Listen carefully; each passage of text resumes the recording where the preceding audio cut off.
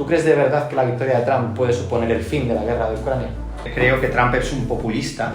Lo que va a hacer es que los europeos paguemos más la guerra de Ucrania. Creo que esta es una guerra en la que los ucranianos ponen la sangre y los europeos las balas. ¿Qué sensación te da a ti en Gaza? Lo digo porque para personas que hemos estado, yo creo que la imagen que tenemos de Gaza es un corredor de la muerte, un espacio muy pequeñito con mucha concentración de gente, con escombros, bombardeos constantes, miseria. Es que eso es Gaza. Gaza es una gran cárcel a cielo abierto. Por mucha gente la ha definido como la cárcel más grande del mundo. ¿Tú crees que realmente el Mossad sabía que se iba a bombardear ese festival?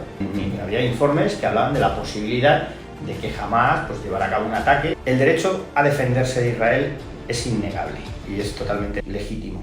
Lo que yo no creo es que se pueda responder con tanta contundencia contra la población civil. ¿Cuál es el territorio más complicado en el que has estado? Yo creo que y una vez que entrabas allí, aquello era como territorio comanche, ¿no? Tuvimos varios compañeros secuestrados, Javier Espinosa, Pampliega. Ha habido varias veces que nos han bombardeado el hotel en Bagdad, en Ucrania. Se pasa mucho miedo cuando vas en tierra de nadie. ¿Cuántas veces has temido por tu vida?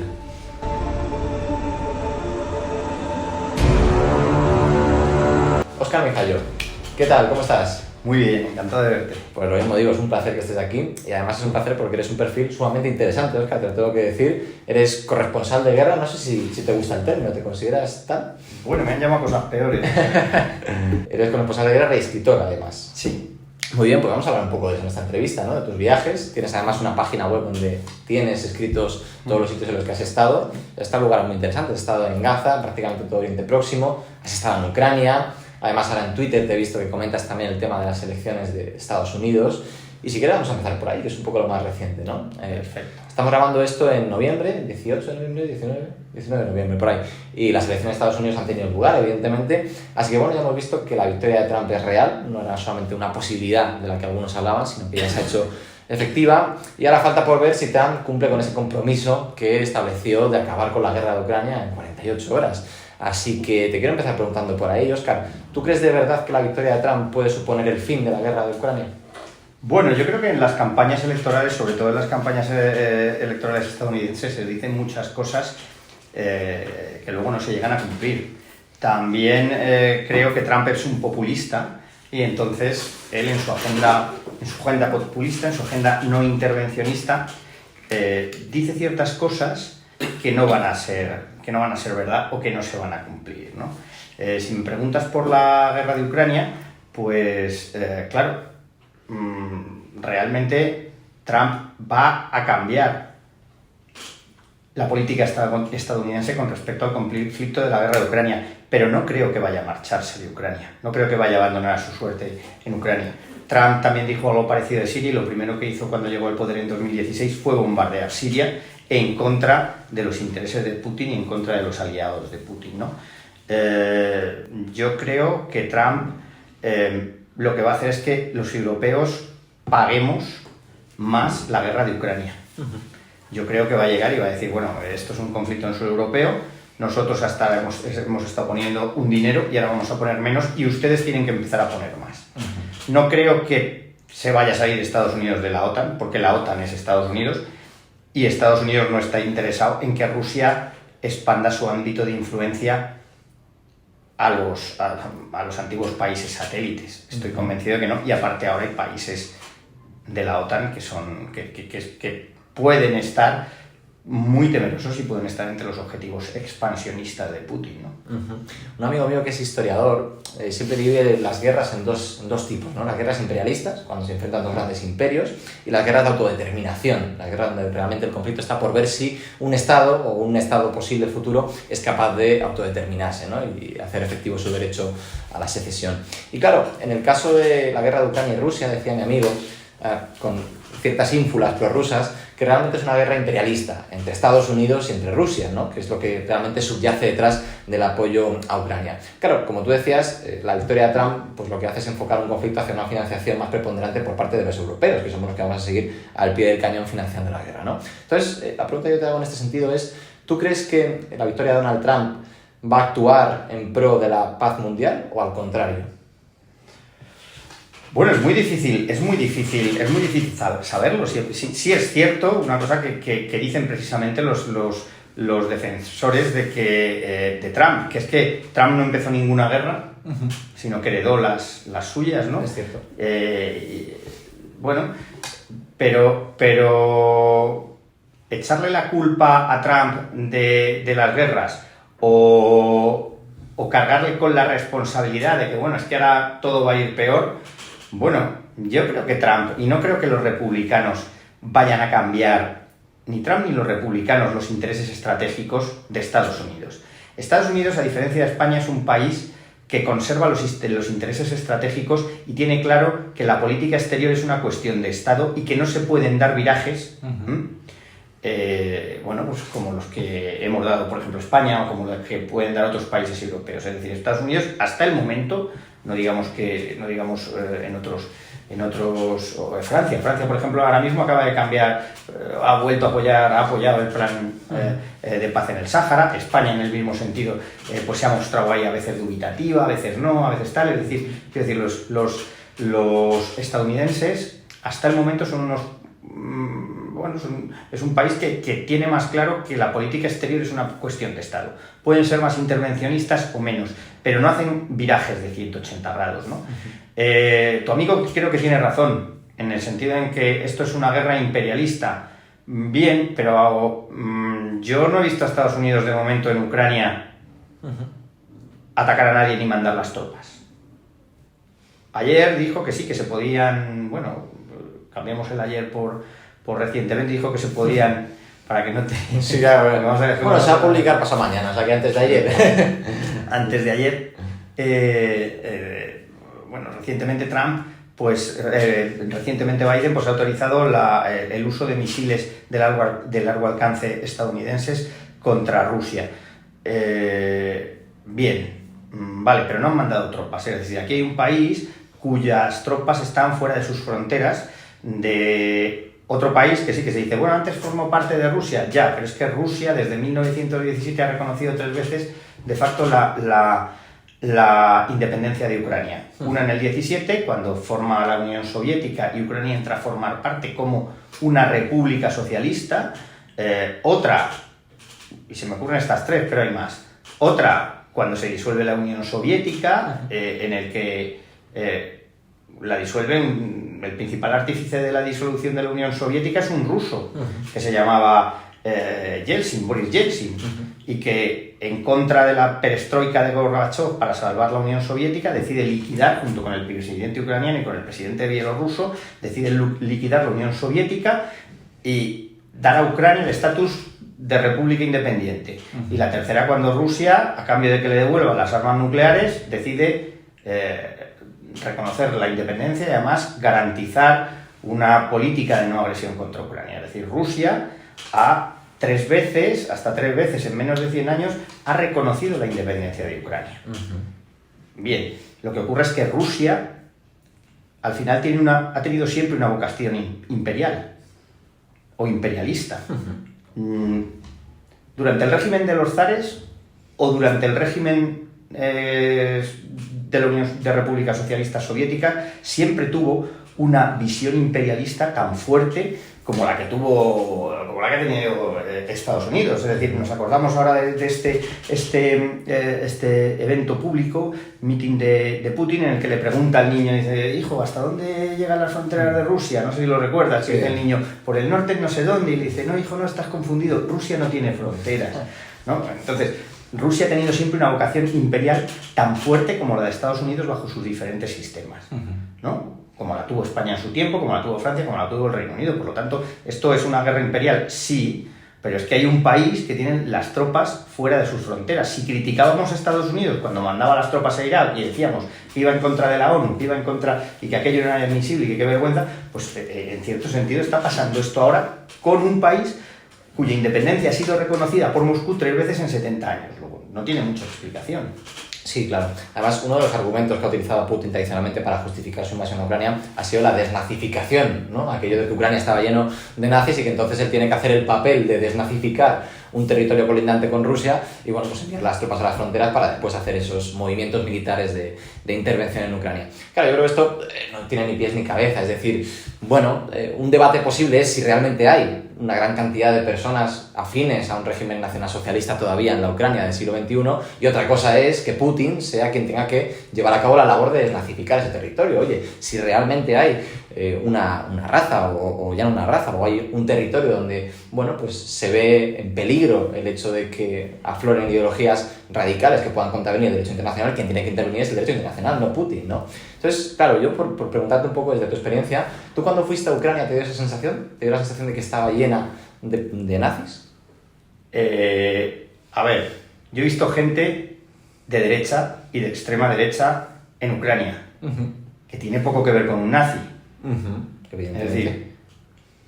Es decir, un nazi es otra cosa. Evidentemente. El presidente Zelensky es judío. Claro.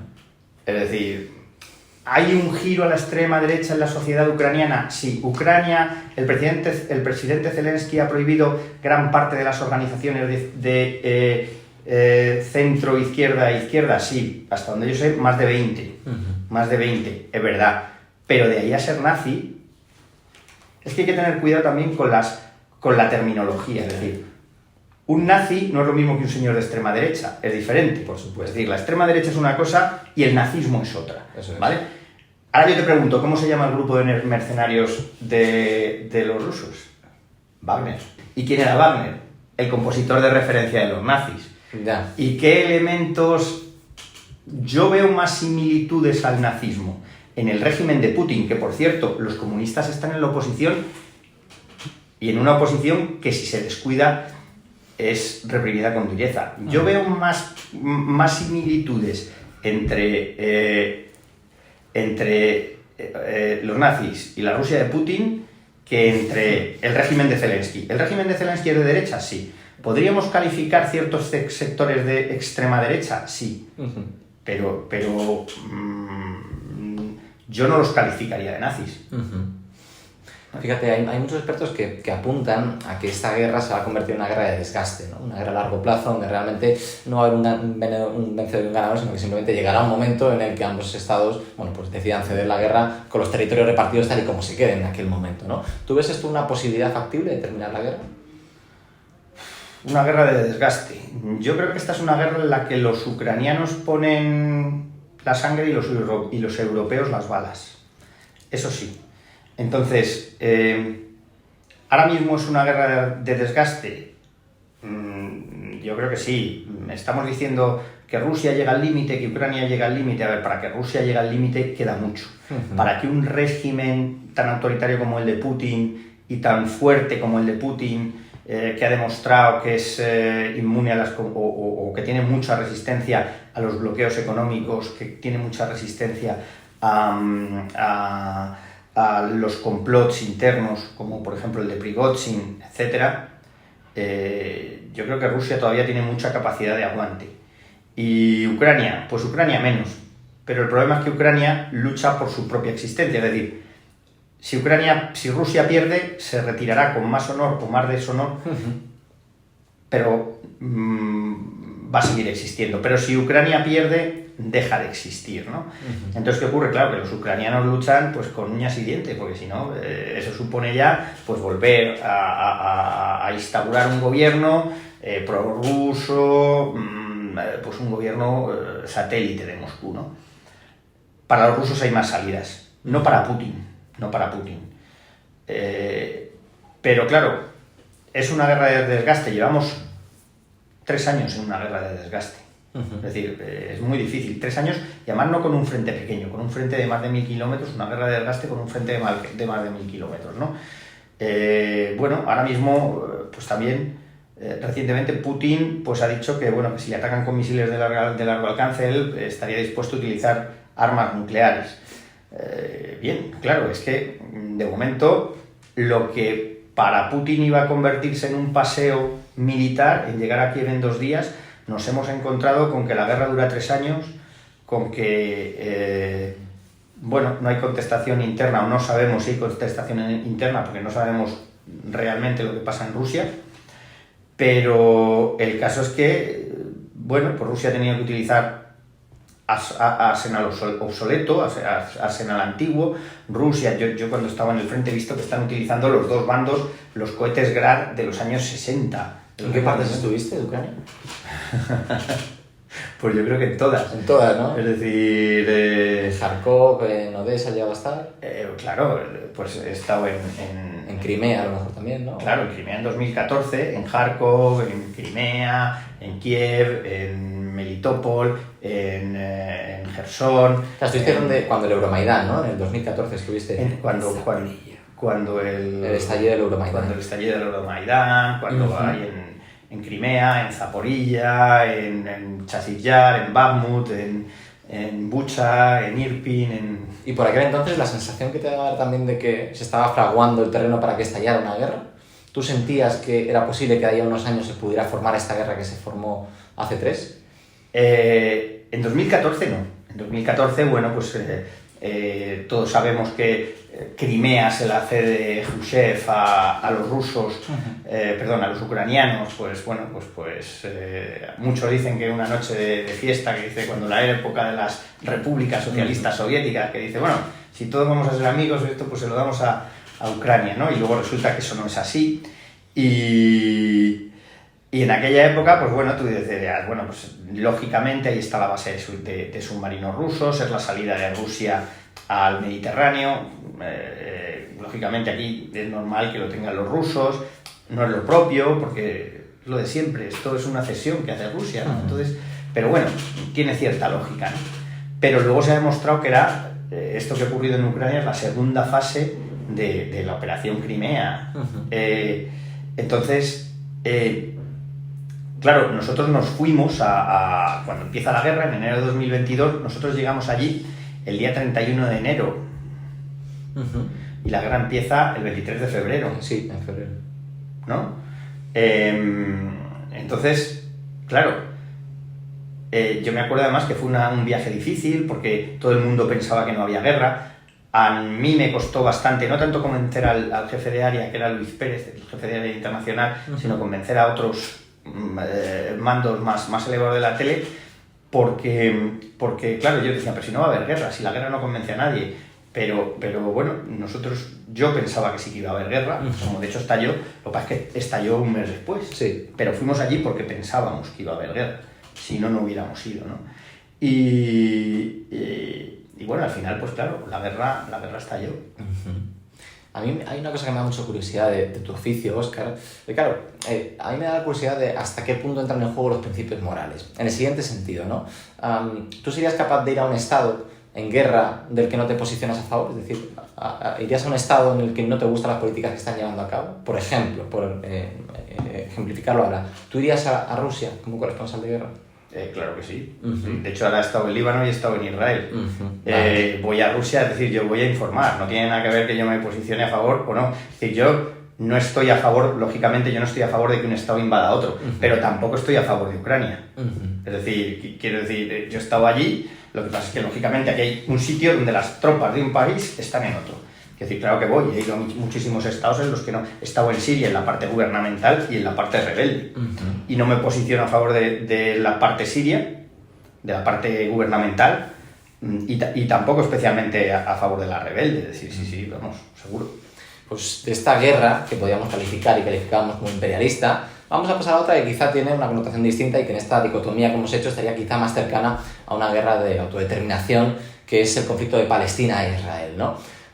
Bueno, en este caso es un tema distinto porque lo que estamos hablando es de un pueblo palestino que no es un estado reconocido por todas las potencias mundiales. Cada vez parece que hay más estados que se inclinan a reconocerlo como un estado soberano, pero que en cualquier caso, bueno, pues se está repartiendo la guerra entre Israel y Palestina para ver si consiguen autodeterminación. Tú en tu página web ponías que has estado en Gaza, ¿no? Sí. ¿En qué periodo estuviste en Gaza? ¿En qué años? Pues mira, en Gaza he estado...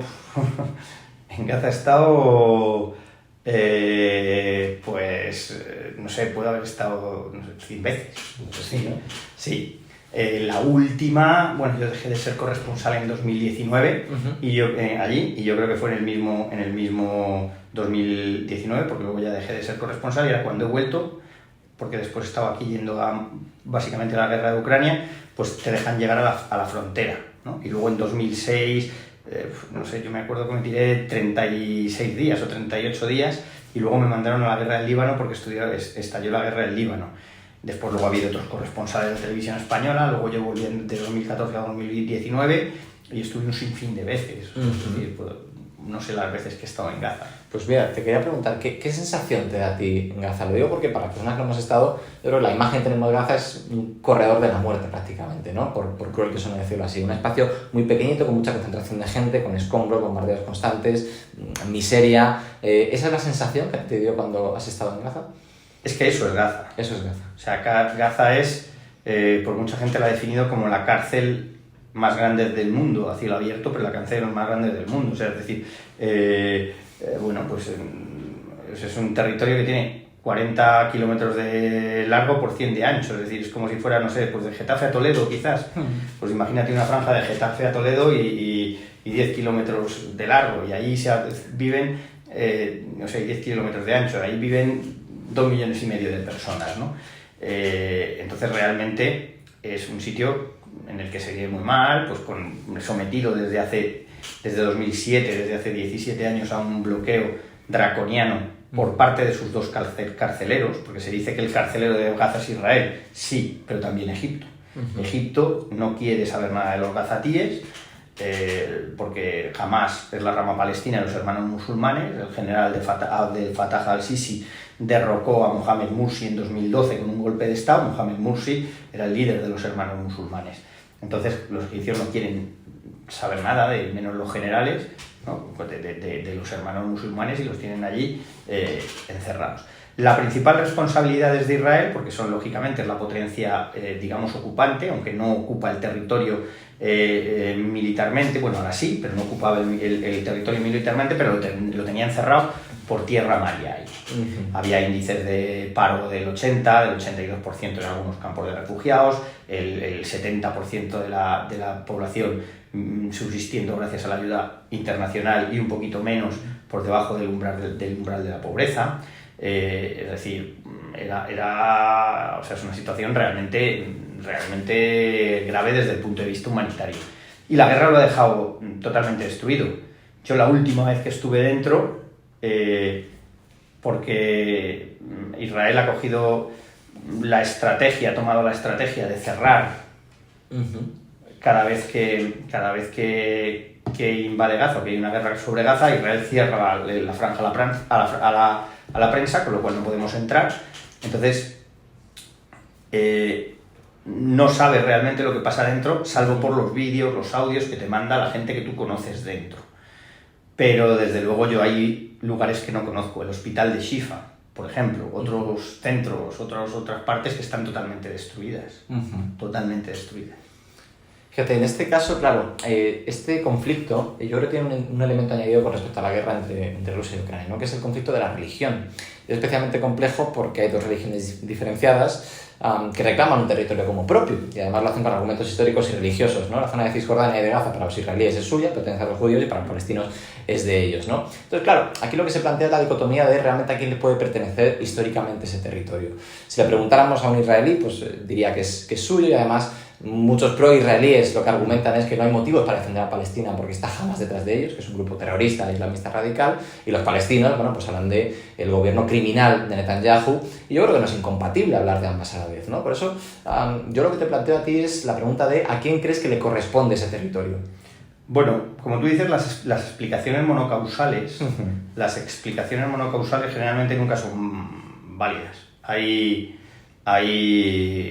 Generalmente hay muchos factores, ¿no? ¿Es un conflicto religioso? Sí, pero además hay más cosas. Claro. Es un conflicto, efectivamente, como tú dices, por la tierra, ¿no? Es decir, hay una cosa que no se puede obviar, que es que, bueno, pues cuando la gente dice que empiezan este conflicto, que es en 1917, con la declaración Balfour, pues entonces, claro, Palestina no existía, que Palestina, pues bueno, pues nunca fue un Estado, o nunca tuvo entidad de Estado, porque no se llega a declarar en el 48, y que, bueno, siempre fue una provincia, ¿no? Que sería, bueno, pues no sé, dice, bueno, ¿Teruel existió? Sí, claro, Teruel existe, pero claro, existió siempre dentro de la corona de Aragón o dentro de la corona de Castilla, o dentro, entonces, ya no, bueno, ya, pero es que eso no quiere decir que la comunidad internacional tenga derecho a alienar a las personas que vivieron ahí, despojarlas de sus propiedades y que se queden sin propiedades, ¿no? Es decir, porque una de las cosas por las que la ocupación israelí va en contra del cuarto convenio de la Convención, el cuarto protocolo de la Convención de Ginebra, es porque se están expropiando las casas, vamos, no es que se estén expropiando, es que se están alienando propiedades privadas de palestinos, ¿no? Entonces, efectivamente, cada pueblo tiene derecho a sentir que una tierra es suya, ¿no? Porque por eso existen los conflictos territoriales, pero eso no quiere decir que se pueda atentar contra algunos principios reconocidos como es por el derecho internacional, como es simplemente la propiedad privada. Es decir, ahora a un madrileño pues le podrán, o a un catalán, o un francés, si invade Francia, pues le podrán despojar o sea, podrá anexionar ese territorio y quedarse, pero lo que no puede hacer es quitarle la casa porque sí, ¿no? Entonces, que es una de las cosas que están ocurriendo, es decir, que se están quedando las casas, los colonos, que se están quedando las casas, ciudadanos israelíes, les han quitado la propiedad de esas casas que era a los palestinos. Se la podrás comprar o se la podrás expropiar, pero ese bien es una propiedad privada que de otro señor, ¿no? Entonces, ahí hay otras cosas. Luego ya pues, entramos en el terreno que tú has dicho de quién es el derecho. Bueno, ¿de quién es el derecho? Bueno, pues ahí hubo una resolución de las Naciones Unidas que los palestinos no aceptaron, que los israelíes sí, pero que luego ampliaron esos territorios. Es decir, y luego hay unos árabes que también han aceptado al Estado de Israel y han firmado tratados de paz en los términos en los que estamos, y por supuesto unos acuerdos de Oslo totalmente fracasados, ¿no? Entonces, ese es el problema que yo veo en el derecho internacional, que es tan poco coercitivo que depende en última instancia del reconocimiento que le dé cada Estado, y que cada Estado va a intentar manipular o pervertir el derecho internacional siempre hacia su favor, ¿no? Entonces, claro, esto es un problema, y además, lo que tú comentabas, ¿no? Ese proceso de colonización que está siendo financiado por el gobierno israelí para que, bueno, se ocupen las zonas de Cisjordania y se vayan apropiando, como tú decías, de lo que es propiedad privada de los palestinos, pues genera también un argumento a favor de los que defienden la autodeterminación de Palestina. Otro argumento que siempre se suele utilizar es el famoso bombardeo en el Festival de Israel, que murieron 2.000 personas, algo así, creo recordar, en octubre, ¿no?, de 2023, creo recordar que fue. Y bueno, pues claro, aquí hay una dicotomía también interesante. Quizá me digas que son explicaciones monocausales, y probablemente lo sean, pero siempre se pone en lado el debate sobre si realmente el Mossad podía conocer ese bombardeo y lo permitió para después justificar la invasión, o si realmente fue algo totalmente imprevisto que era muy difícil de prever. ¿Tú crees que realmente el Mossad sabía que se iba a bombardear ese festival? Bueno, vamos a ver. Hablamos del Mossad porque le llamamos al Mossad los servicios secretos israelíes, pero en realidad esa competencia no es del Mossad. Esa competencia sería del Shin Bet o del Shabak, que son los servicios de seguridad interiores. En octubre de 2007, en octubre de 2023, el 7 de octubre de 2023, se produce un fallo multiorgánico de los servicios secretos israelíes. ¿Por qué? Pues porque falla el Shin Bet, que no es capaz de detectarlo, falla el Amal, que es el servicio de inteligencia militar, que también falla, y falla el Mossad, porque el Mossad debería quizás haber detectado los movimientos de Hamas en el exterior, ¿vale? Existe la teoría conspirativa que dice que los israelíes lo conocían, que era imposible que un servicio secreto como el israelí que fallara. Que explicaciones, bueno, pues es que conocían la amenaza pero no la dimensionaron correctamente y no pensaron que fuera a ser tan grande, que ellos pensaron que quizás podía haber algún secuestro, algún tal. Bueno, puede ser. Yo tengo mis dudas porque Israel es un nanny state. La concepción de los israelíes es hay 25 millones de judíos en todo el mundo, y no vamos a dejar que se nos lleven a 200 a Gaza ni que nos maten a 1200.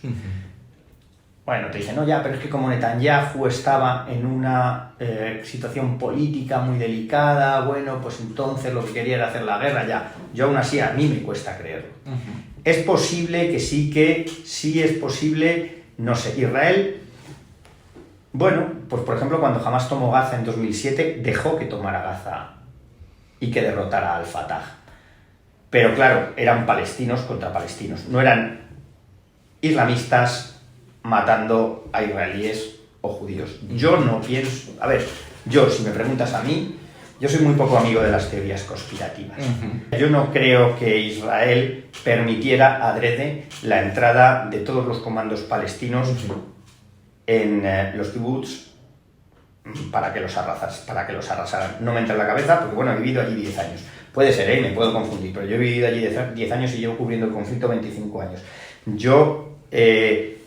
Los ataques fueron el 7 de octubre, nosotros llegamos allí el día 9, porque tuvimos que volar por Jordania, porque el aeropuerto estaba cerrado, volamos por Jordania, y yo lo que vi fue un país en estado de shock. Yo personalmente no creo que Israel lo permitiera. Sí puede ser que dimensionara incorrectamente la amenaza, es decir, que tuviera los informes sobre la mesa y que los analistas israelíes, por exceso de confianza, por incompetencia o por un mal análisis, por un análisis erróneo, no pensaron que jamás fuera capaz de hacer eso. Creo. Pero no me creo que hubiera una conspiración para mantener a Netanyahu en el poder a base de que secuestraran a 200 y pico israelíes y mataran a 1200. Yo no lo creo. Yo personalmente tampoco soy fan de las teorías conspirativas, pero vamos a ponernos en ese lado, ¿no? Supongamos que realmente sí que había un conocimiento por parte de los servicios de inteligencia israelíes de que lo había. Existían informes de que podía darse una amenaza. No es la primera vez que sucede. En 2010 Hamas tiró 1,5 kilómetros de la línea Filadelfia, en este caso es la que separa, la línea Filadelfia es la que separa Gaza de Egipto, y entraron en Egipto, fueron a Larish, lo que pasa es que claro, allí lo que fueron es a comprar cabras y vacas y etcétera, etcétera, ¿no? Pero había informes que hablaban de la posibilidad de que Hamas pues llevara a cabo un ataque, bueno, pues no tan espectacular como este, con parapentes, con drones, Pues supongamos que lo dimensionaran bien, o que fueran capaces de hacerlo, ¿no? Que fueran capaces de dimensionar y que realmente se imaginaran que iba a ocurrir algo parecido a lo que sucedió realmente. ¿Tú crees que entonces ello justificaría los ataques posteriores de Israel hacia Gaza? Vamos a ver, el derecho a defenderse de Israel es innegable, ¿no? Y es totalmente legítimo. Lo que yo no creo es que se pueda responder con tanta contundencia contra la población civil. Israel tiene derecho a deshacerse de Hamas como amenaza y deshacerse de la milicia de Hamas y del brazo armado de Hamas, sí. Tiene derecho a tener tantísimas bajas, o sea, a causar tantísimas bajas entre la población civil, entre los niños, entre los no combatientes, entre las mujeres, lógicamente no. Es decir, y yo creo que en eso el derecho internacional es bastante claro, ¿no? Aunque no se respete, como tú decías antes, es decir, ¿puede un ejército bombardear un hospital si se esconde un terrorista dentro? Bueno, pues no, pues es que no, es que lo podrá acercar, es que podrá intentar entrar, bueno, pues oye, pero no puede bombardear los propios rusos, con todo el teatro famoso de Dubrovna pues llevaron a cabo una operación, bueno, pues sí, murieron en la operación civiles y rehenes, sí, se podían haber minimizado las bajas, posiblemente sí, pero no redujeron el teatro a escombros, ¿no? Y es una cosa diferente. Entonces, Israel, lógicamente, como Estado y en pro de la defensa de sus ciudadanos, tiene derecho, lógicamente, a defenderse, pero no tiene derecho a matar la cantidad de civiles que están matando en Gaza, ni a someter a la población a este tipo de castigos colectivos. Claro, esto se pone encima de la mesa el debate de dónde está el límite de lo que está permitido y lo que no, ¿no? Claro, si el derecho a autodefenderse está permitido, pero no en esta magnitud, ¿qué magnitud es la que permites para que se pueda defender Israel? ¿A partir de cuándo se puede considerar crímenes de guerra, o se puede considerar colonización, o se puede considerar una propia guerra? ¿Dónde pondrías tú ese límite? Pues efectivamente es muy complicado, pero es que yo no soy un experto en derecho internacional, yo soy periodista y mi labor es, si veo que se están cometiendo posibles crímenes contra la humanidad, si veo que se están matando niños, si veo que se están matando civiles, denunciarlo. Yo personalmente, pues como te decía antes, no sé dónde está el límite. Creo que Israel tiene derecho a defenderse. pero no creo que tenga derecho a matar mujeres y niños. ¿Sabes? Entonces, ¿dónde está el límite? Bueno, pues para eso tendrán que decirlo los juristas, para eso lo tendrá que decir los expertos en derecho internacional. Pero desde luego no pueden morir niños. Claro, eso es una línea Pues roja. no debe. Es una línea roja, efectivamente. Entonces, que sí, que me dices, Jope, es que se nos fue la mano contra la casa de no sé quién. Sí, pero ¿cuántas veces se te va a ir la mano? ¿No? Es que hay derecho a que se diga, a ver, y luego pasa otra cosa. A ver, como decíamos antes, Gaza es una gran cárcel a cielo abierto. Es decir, cuando tú llegas en el sur, cuando Israel llega en el sur del Líbano y dice, voy a bombardear Binch Bay y todo el que se quede aquí lo va a pasar muy mal, la gente se puede marchar. Puede ir hacia Tiro, puede ir hacia Beirut, puede ir hacia Trípoli, puede subir hasta el norte, puede incluso pasar a Siria. ¿Qué es algo que no ocurre en Gaza? En Gaza la gente no se puede ir. ¿Por qué no se puede ir a Egipto? Porque los egipcios no solo no los dejan pasar, sino que los disparan. Y tampoco puede ir a Israel porque los israelíes no los dejan. Con lo cual, en un territorio de 40 millones de 400 kilómetros cuadrados, tú tienes a 2 millones de personas que cuando bombardean Jabalia se tienen que bajar a Rafah y hacerse 40 kilómetros. Y cuando empiezan en Rafah se tienen que volver a Jabalia. Entonces, ¿es verdad que Hamas les utiliza como escudos humanos? Sí, pero eso no te da derecho a matarlos. Pues te habrá que buscar otra solución, ¿no? Porque también podemos decir lo que dicen los palestinos. Es verdad que para minimizar el resto, los palestinos dicen que, bueno, que Israel, para minimizar las bajas en el ejército israelí, arrasan los barrios. Porque es imposible sino tomarlos. Son callejuelas estrechas, mal construidas, endiabladas, por lo intrincadas que son. Entonces, los palestinos dicen, ya, pero es que ellos llegan y la reducen a escombros para poder pasar por los tanques y que no maten a los soldados, ¿no? Entonces, yo es que creo que, claro, Gaza tiene unas particularidades que es que estamos asistiendo a una masacre continuada por sus propias condiciones. Es decir, es que la gente no se puede escapar. Es decir, aquí cuando, pues en Europa, pues cuando avanzaban los nazis, pues la gente se refugiaba. Cuando aquí ganó Franco la guerra, pues según iba conquistando, pues mucha gente se pudo pasar a Francia a través de los Pirineos, ¿no? Cuando hablamos de que hay guerra en Sudán, pues la gente se va a otros países. De Siria, pues se iban a Turquía, no sé dónde, y la gente se puede escapar, pero es que allí no tienen la posibilidad de escaparse. O sea, es que van de bomba en bomba, tiro porque me toca. Hablábamos antes de cómo podía finalizar la guerra de Ucrania, y en este caso te vuelvo a hacer un poco la misma pregunta, ¿no? ¿Tú crees que el reconocimiento por parte de los principales estados de la Unión Europea a Palestina como un estado soberano podría facilitar el término de la guerra? No, en absoluto, porque Israel utiliza políticas de facto. Es decir, aquí hay una cosa que realmente fue muy... Yo creo que bueno, el que supo utilizarlo y sacarle los mayores réditos fue Israel a los acuerdos de Oslo. Los acuerdos de Oslo preveían la creación de un Estado palestino en el año 2000, estamos en 2024 y esos acuerdos, y no tenemos Estado palestino, ¿no? Y esos acuerdos pues han quedado en papel mojado. Y además son unos acuerdos que le dieron a la izquierda palestina, le dieron ONGs, a la derecha palestina cargos, y a Israel le dieron un instrumento para financiar la ocupación. En realidad, Israel de facto sigue presente en Cisjordania, en Gaza no, porque no le interesa, pero yo creo que la va a reocupar, la reocupación de Gaza es un hecho. Y antes de los acuerdos de Oslo, como potencia ocupante, tenía que hacerse cargo de colegios, hospitales, carreteras, etcétera, etcétera. Bien, ahora lo pagamos los donantes internacionales, con lo cual Israel dice, bueno, pues si es que yo sigo ocupando de facto los territorios, porque además Ramallah, que está lleno de palestinos, no lo quiero, Tulkarem, que está lleno de palestinos, no lo quiero, y lo cerco con un muro, Belén, que está lleno de palestinos, no lo quiero, y lo cerco con un muro. Todo lo demás, la zona B y la zona C, en realidad, porque los acuerdos de Oslo dividían Cisjordania en tres zonas, A, B y C, ¿no? 3 tipos de territorios. Entonces, la zona A, los israelíes no la quieren porque son núcleos totalmente palestinos, pero en la práctica entran y salen cuando quieren, el ejército hace redadas y tal y cual. La zona B y la zona C son soberanías compartidas. Bueno, soberanía y administración compartidas, etcétera, etcétera. Y seguridad. Esas las domina de facto también Israel, ¿no?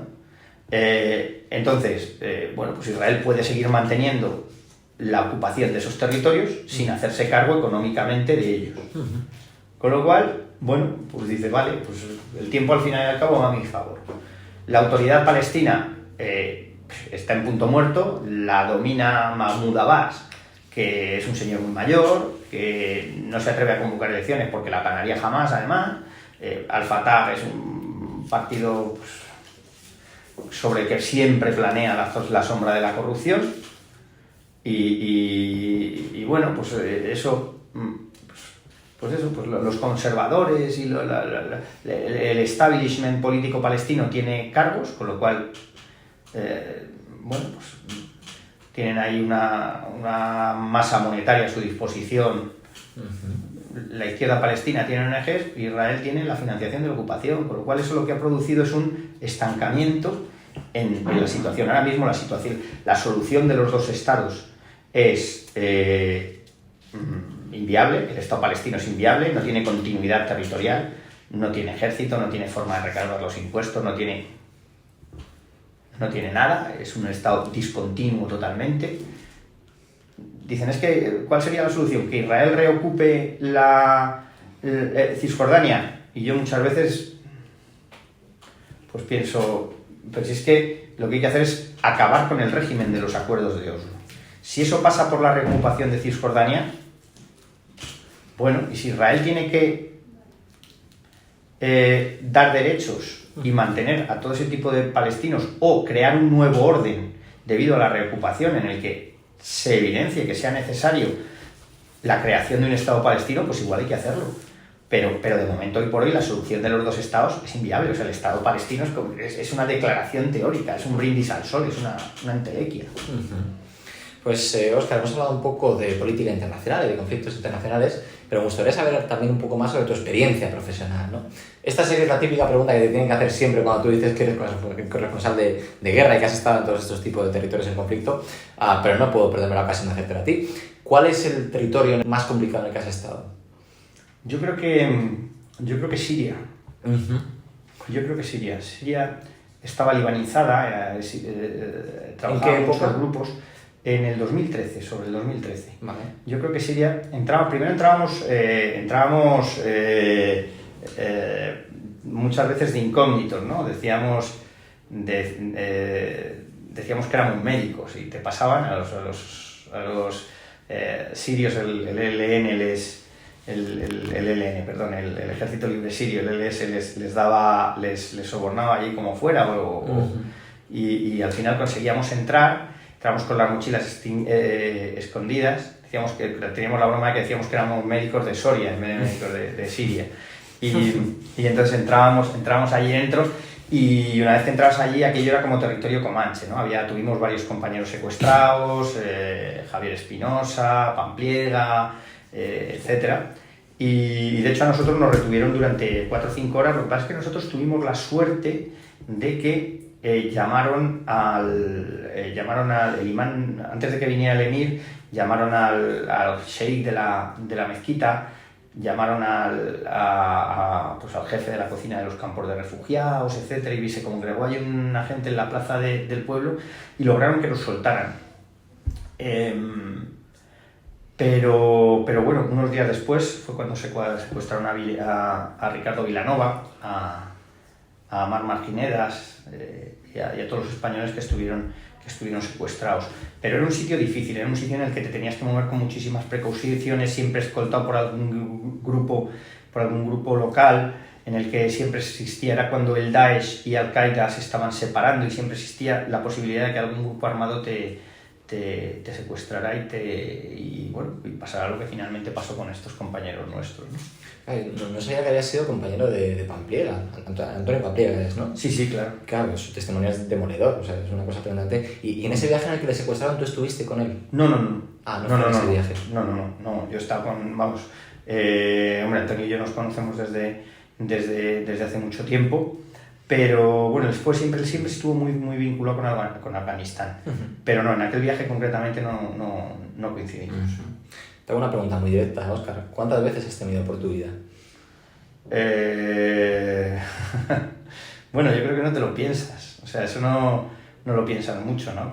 Yo por lo menos cuando estoy en una cobertura de estas, pues lo que piensas es en salir, ¿no? Ha habido varias veces pues que hemos estado bajo el fuego, que hemos oído pues las detonaciones, las explosiones, los cañonazos, que nos han bombardeado, pues igual, o sea, que nos han bombardeado el hotel en Bagdad, en Ucrania, o que hemos tenido que pasar.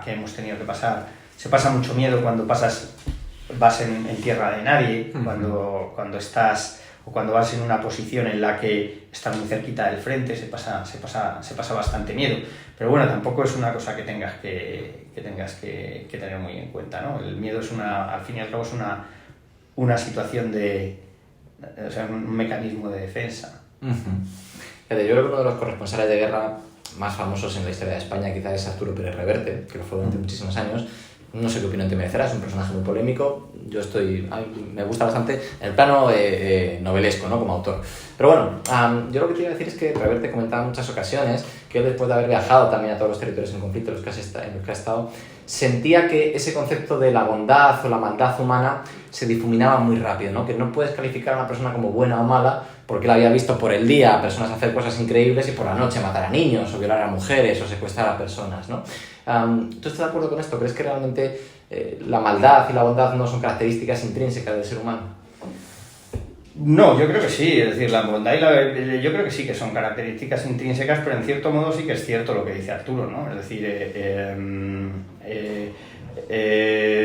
la guerra saca lo mejor y lo peor de las personas, y además no es que una persona sea buena hoy, o sea, sea buena o sea mala, es que igual una persona esta mañana está de una manera y tiene unas circunstancias y por la noche pues le han matado se ha enterado de que han matado a su padre o a su hijo en otra ciudad y entonces pues coge a unos rehenes o coge a un prisionero y lo ejecuta allí mismo porque se ha enterado de lo que le ha pasado, ¿no? Es decir, quiero decir que es muy fácil juzgar, desde la distancia de un país occidental en el que tenemos todas las comodidades, nuestra casa está tranquila, estamos tranquilamente viendo la televisión, leyendo la prensa, y entonces nos erigimos en jueces morales de lo que está sucediendo a un país que está en plena guerra y en el que a diario mueren las personas y muere la familia de los combatientes, ¿no?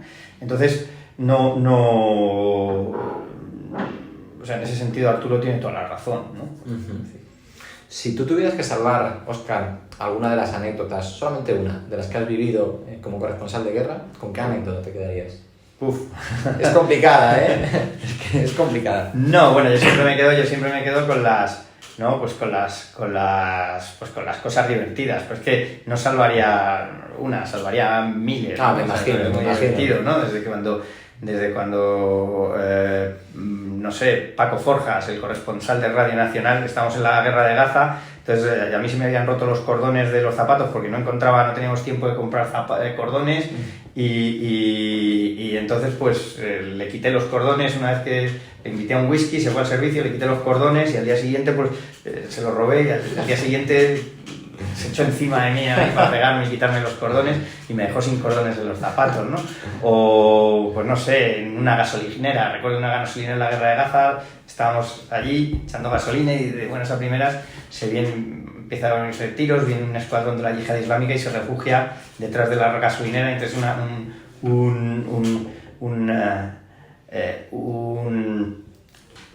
blindado israelí empieza a disparar, ¿no? Y yo estaba ya bastante nervioso, ¿no? Decías antes si te has temido por la vida o no, entonces pues me empecé a encender un cigarro y un periodista belga me dice: no se fuma en la gasolinera, es peligroso, díselo al israelí, ¿no? Díselo al que está disparando, que yo al fin y al cabo solo me fumado un cigarro y como pegue este va a dar igual que estéis fumando yo que no, ¿no? Nada, todo eso son cosas que, bueno, al final pues lo pasas, hombre, lo estás pasando mal, pero lo pasas, bueno, pues lo mejor que puedes, ¿no? En Ucrania, haces unas relaciones de amistad muy intensas en muy poco tiempo, eso es complicado porque si luego le pasa a alguien algo, pues lo pasas mal, pero bueno. Claro. Fíjate, yo creo que uno de los estereotipos que más nos llegan sobre tu profesión es el hecho de que, bueno, pues que uno cuando va a este tipo de conflictos tiene que tener muy pocos escrúpulos, ¿no? Realmente, porque claro, yo me imagino que el cúmulo de sensaciones, de emociones, de imágenes, de experiencias vividas que hay en una guerra o los territorios a los que tú viajas es muy difícil de explicar y sobre todo de concebir para una persona que, como tú bien dices, vivimos en países occidentales muy acomodados y sin ningún tipo de problemas de primer mundo, solo con problemas de primer mundo y no con este tipo de problemas, ¿no? Entonces, claro, yo lo que te quiero preguntar es, si tú tuvieras que quedarte con una imagen que te haya impactado, ¿cuál crees que es la imagen que más te ha impactado de todas las que has visto? Bueno, siempre los niños, ¿no? Siempre, yo creo que la peor de las imágenes es que le pase algo que le pase algo a un niño. Que, pues eso, ver un niño solo, ver un niño pues llorando, ver un niño muerto, eso siempre es lo peor. Eso siempre es lo peor, ¿no? Entonces, pues eso, yo creo que es que el que es un capullo en todas las ocasiones. Entonces, si no tienes escrúpulos, no es que para ir allí haga falta escrúpulos o no. Allí hay gente sin escrúpulos, hay malos compañeros, hay buenos compañeros y hay gente que es encantadora. Y hay gente que pues se entera de que ha pasado algo y enseguida te llama y te dice, oye, y hay gente que te esconde las noticias y hay gente que tú sabes, pues o hay grupos armados que tú sabes bueno, pues y gente que le gusta putear al prójimo y hay gente que no, que al contrario, que es, pues eso, que es encantadora.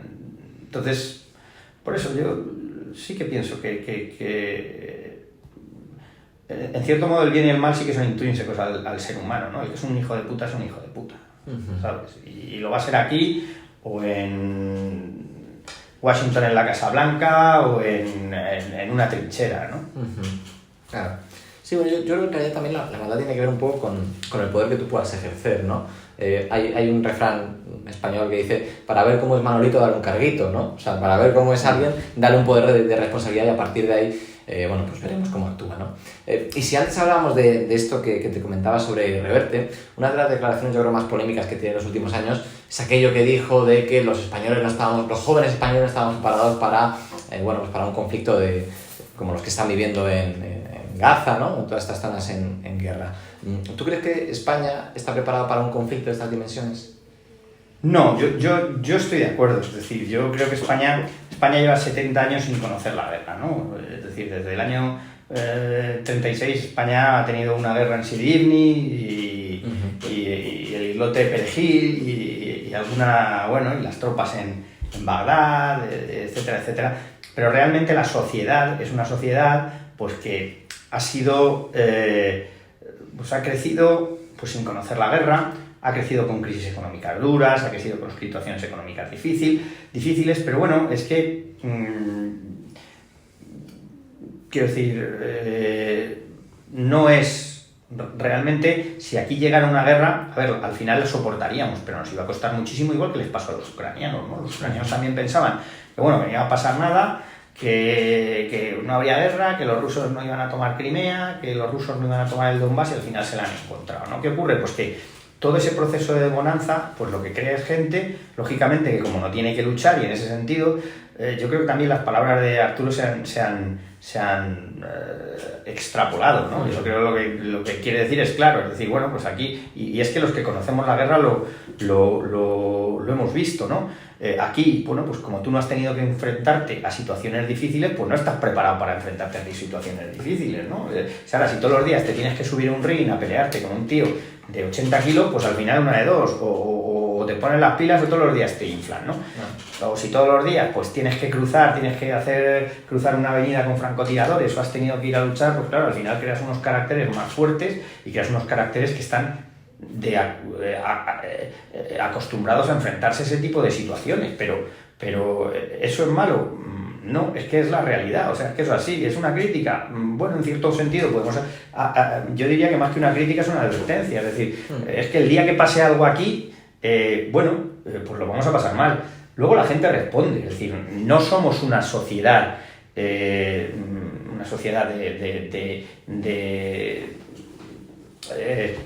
gente que no responde ante las adversidades. Lo acabamos de ver en la Dana, lo vimos con centenares, miles de voluntarios echando una mano sin cobrar, etcétera, etcétera, etcétera. Pero claro, no es lo mismo, es decir, es lo mismo que cuando tú no estás acostumbrado y llevas 80 años de bonanza. Si aquí hubiera una guerra lo íbamos a pasar muy mal.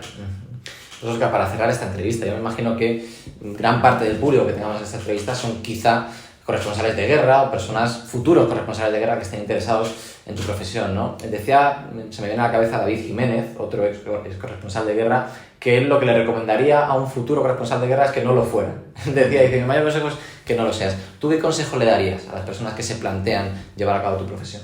No, yo que lo sean. O sea, yo siempre quise ser corresponsal de guerra y desgraciadamente, pues es que la guerra es una realidad, ¿no? Entonces hay gente que tiene que ir y contarlo.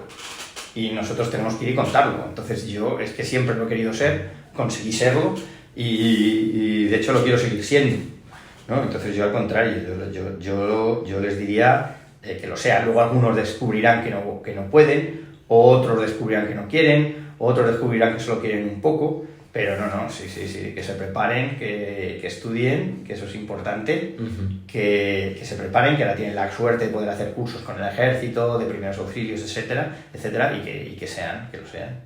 Pues Óscar, con esto lo vamos a dejar. Muchísimas gracias, ¿eh? Un placer. Ha sido un placer. Y gracias también a los que nos estáis viendo. Nos vemos en el próximo programa con más y veremos si mejor. Muchas gracias.